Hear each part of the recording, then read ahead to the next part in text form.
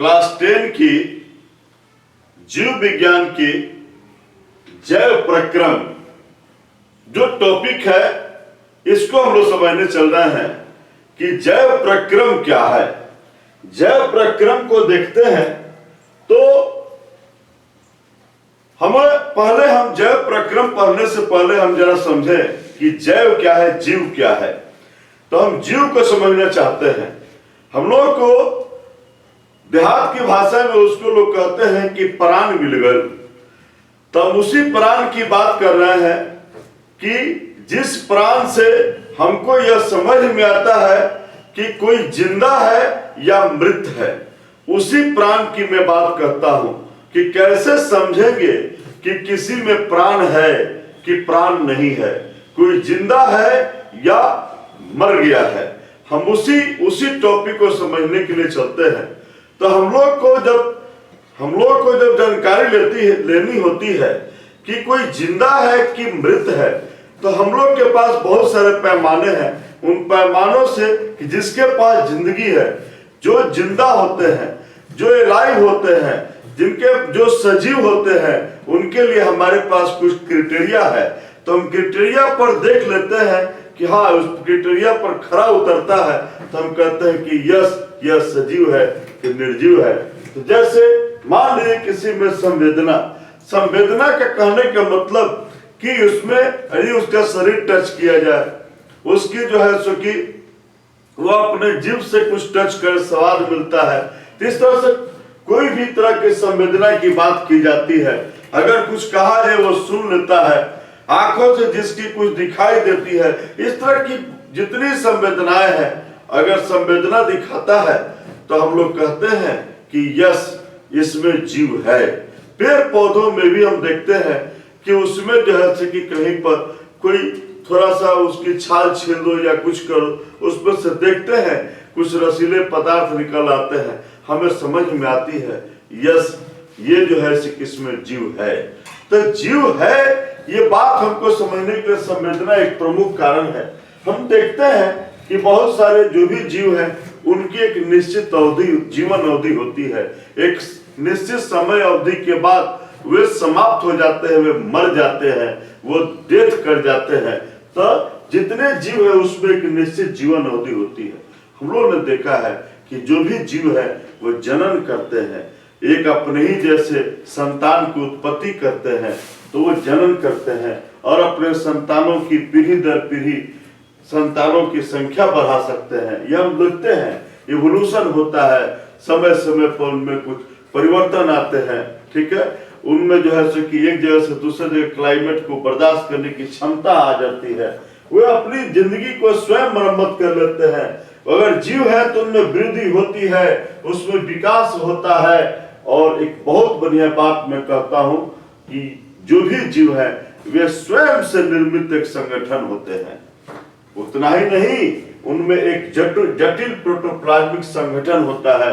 जब उस जीवों को देखते हैं, उसकी कोशिका के अंदर जाते हैं, तो हम दिखाई देता है कि वहां पर एकदम एक जटिल ये बहुत सूक्ष्म अध्ययन में जाते हैं, तब ये हमको दिखाई देता है। ऊपर झापर तो इन सब चीजों को हम लोग देख लेते हैं कि संवेदना है, निश्चित जीवन अवधि है, जनन है, गुणन है, इवोल्यूशन है, ये सब तो देख लेते हैं। लेकिन ये बहुत सूक्ष्म अध्ययन में जाते हैं तो हमको दिखाई देता है।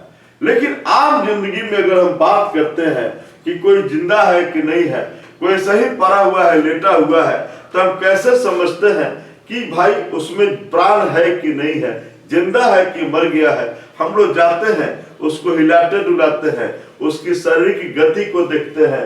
तो शरीर की गति को देखते हैं कि खाना खाता है कि नहीं, किसी जीव को देखते हैं कि सांस लेता है कि नहीं, छोड़ता है कि नहीं। इन सब चीजों को देखकर हम कन्फर्म होना चाहते हैं कि वह जिंदा है कि मृत हो गया है। लेकिन जब ये किसी जीव को देखते हैं, कुत्ता को देखते हैं, बिल्ली को देखते हैं, आदमी को देखते हैं, इस तरह के अनेकों चीजों को देखते हैं, लेकिन जब वहीं पर जाते हैं पेड़ पौधों में, तो पेड़ पौधों में ये खाना अपने से नहीं खाते हैं, सांस अपने से लेते देते नहीं है। तो हमको जो अपने से शरीर से अपने से हिलते डुलते नहीं है, हवा का थपेरा आकर भले हिला दे डुला दे, तो हवा के थपेरे तो किसी निर्जीव को भी हिला दिला देता है। तो हम लोग पेड़ों में ऐसी ये क्राइटेरिया नहीं देख पाते हैं तो क्या पेड़ मृत है? लेकिन नहीं, लोगों ने कहा, हमें समझाया गया, करे नहीं यार, देखो उसकी पत्तियां हरी है, अभी मरा नहीं है, अभी जिंदा है, उसकी पत्तियां हरी है। लोगों ने ऐसा कहा तो हम कहे कि ठीक है, बहुत सुंदर, उसकी पत्तियां हरी, हाँ अभी जिंदा है, मरा नहीं है। लेकिन जैसे ही उस पेड़ को देखते हैं जिस पेड़ों की पत्तियां भूरी है, तो हम कहते हैं क्या यह मर गया है क्या? नहीं, उसकी वास्तविक नेचुरल, उसकी प्राकृतिक पत्तियां जो है उसकी भूरी है। तो वहां पर हम लोग फिर देखते हैं, लोग कहते हैं अरे देखना यार, उसमें वृद्धि हो रही है, वो पेड़ बढ़ रहा है, घट रहा है, उसकी पत्तियां नहीं निकल रही है। हाँ, ये देखकर हमको ऐसा लगता है कि उसमें जीवन है।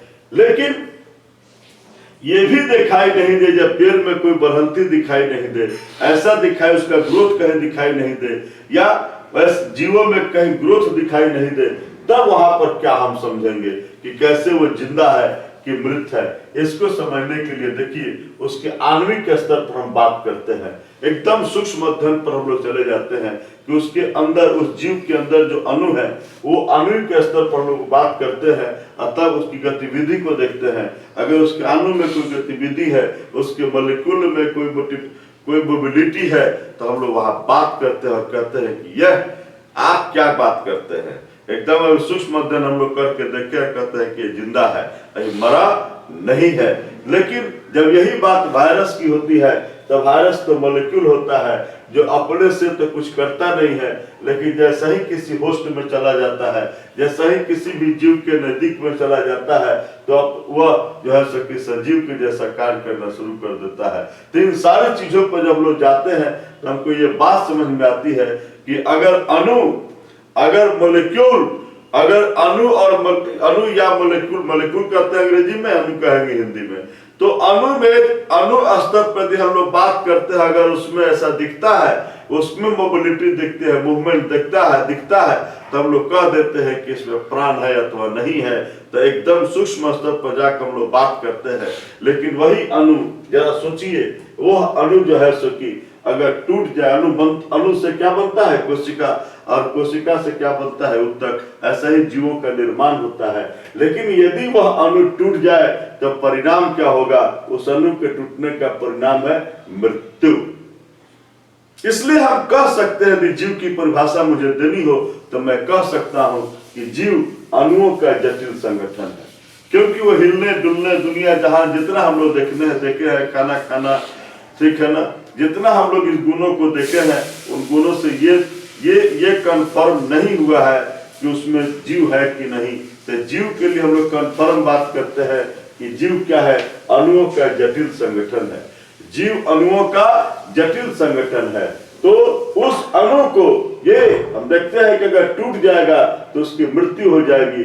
तो उसकी मृत्यु को रोकने के लिए क्या करना होगा? तो उसकी मृत्यु को रोकने के लिए उस अणु की मरम्मत एवं अनुरक्षण बनाए रखने के लिए जो आवश्यक है वो कौन है? जैव प्रक्रम। कि कैसे वो अणु जिंदा रहे, कैसे उस अणु की मरम्मत, टूट फाट जाए तो मरम्मत हो जाए, कैसे उसका अनुरक्षण हो जाए।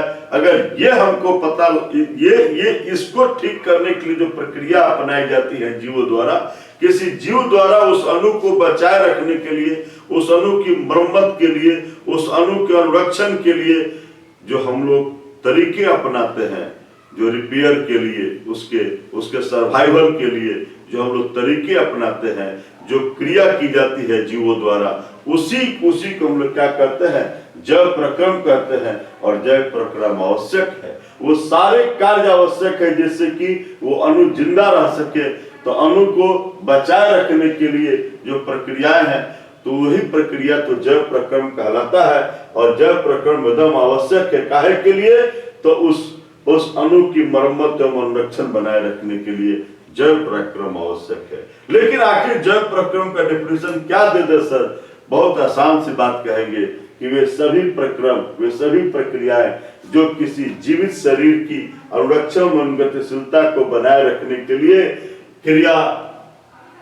क्रियाकलाप एवं कार्य किए जाते हैं, जैव प्रक्रम कहलाते हैं। समझ में आ गई है सर? कि जीव क्या है, जीव कैसे बुझेंगे, जैव प्रक्रम क्या है। तो उस जीव को बनाए रखने के लिए, उस अणु की मरम्मत और संरक्षण के लिए जो प्रक्रियाएं हैं, तो उन प्रक्रियाओं में हमारे पास कुछ महत्वपूर्ण जैव प्रक्रिया है। पोषण है, श्वसन है, वहन तंत्र है, उत्सर्जन है। ये बहुत सारी हमारे पास महत्वपूर्ण हमारे पास जो है सो की जैव प्रक्रिया है, जिसको जो है सो कि एक एक करके भी हम लोग पढ़े। पोषण को पढ़े, खूब प्रेम से पढ़े, श्वसन को पढ़े, वहन तंत्र को पढ़े, उत्सर्जन को पढ़े खूब प्रेम से। तो हम लोग डिटेल अगर यदि पढ़ते हैं तो हमको यह समझ में आती है कि जीव में जो है सो कि जैव प्रक्रम क्यों आवश्यक है। तो जैव प्रक्रम आवश्यक है उस अणु की मरम्मत और संरक्षण के लिए आवश्यक है। जैव प्रक्रम क्या है, तो सभी प्रक्रिया है जो किसी जीवित शरीर की अनुरक्षण गतिशीलता को बनाए रखने के लिए क्रियाकलाप एवं कार्य किए जाते हैं, वे जैव प्रक्रिया कहलाते हैं। मुझे उम्मीद है कि आपको जैव प्रक्रिया समझ में आया होगा। हम फिर पढ़ेंगे, पोषण पढ़ेंगे। धन्यवाद।